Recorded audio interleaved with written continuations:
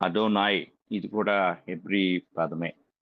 Adonai అనే Hebrew మాటకు ఇంగ్లీష్‌లో ఆహ్, లార్డ్ అని తర్జుమా చేశారు.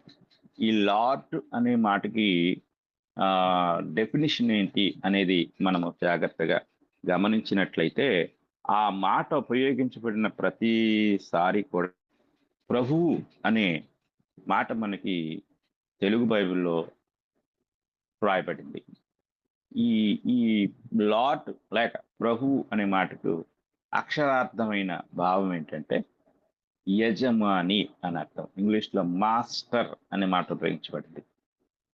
ఈ యొక్క సందర్భాలు మనము జాగ్రత్తగా పరిశీలించినప్పుడు తెలుగులో ఈ ప్రభువు అనే మాట యొక్క అర్థాన్ని మనం జాగ్రత్తగా పరిశీలించినప్పుడు ప్రభువు, యజమాని, రాజు, పరిపాలకుడు అని తెలుగు నిఘంటువు అర్థాన్ని తెలియజేసింది. కాబట్టి అడోనాయ్ అనగా ఇంగ్లీష్‌లో లార్డ్ అని, తెలుగులో ప్రభువు అని మరి రచయితలు రాసినట్లుగా మనం ఈ ఇంగ్లీష్ తెలుగు బైబిల్‌ను చూడగలం. మొట్టమొదటిగా అంటే బైబిల్ గ్రంథంలో మొట్టమొదటిగా ఈ అడోనాయ్ అనే మాట మనకి ఎక్కడ కనపడుతుందంటే ఆదికాండము 15వ అధ్యాయము 1, 2 వచనాలు మనం చదువుకున్నట్లయితే అక్కడ కనపడుతుంది. ఇవి జరిగిన తర్వాత యెహోవా వాక్యం అబ్రామునకు దర్శనమందు వచ్చి, అబ్రామా భయపడకుము, నేను నీకు కేడెము, నీ బహుమానము అత్యధికమగునని చెప్పాను. అందుకు అబ్రాము ప్రభువైన యెహోవా ఇక్కడుంటది. ప్రభువైన యెహోవా అనే మాట. అంటే ఇంగ్లీష్‌లోకి వచ్చేసరికి and Abram said lord God అనే మాట ఉపయోగించబడింది.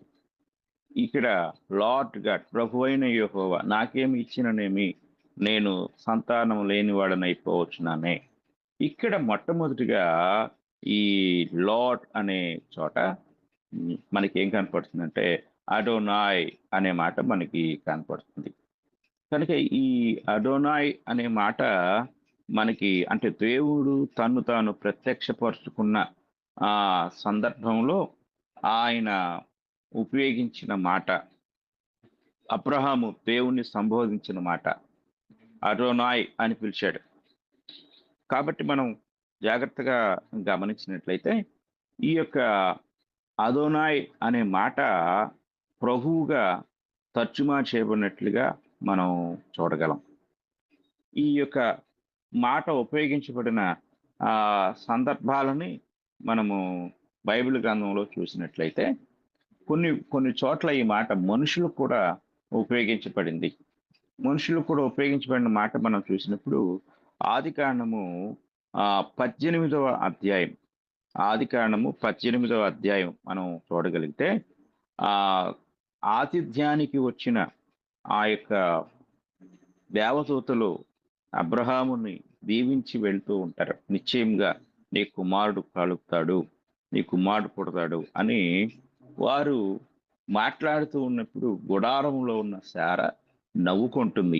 ఏమని నవ్వుకుంటుంది అనేది మనం చూస్తే ఈ యొక్క 12వ వచనం అంటే 18వ అధ్యాయం 12వ వచనంలో శార నేను బలము ఉడిగిన దాననైన తరువాత నాకు సుఖము కలుగున నా యజమానుడును వృద్ధుడై ఉన్నాడు కదా అని తనలో నవ్వుకొనెను. అంతటా యెహోవా అబ్రహాముతో వృద్ధురాలైన నేను నిశ్చయముగా ప్రసవించదనని శారా నవ్వనేల.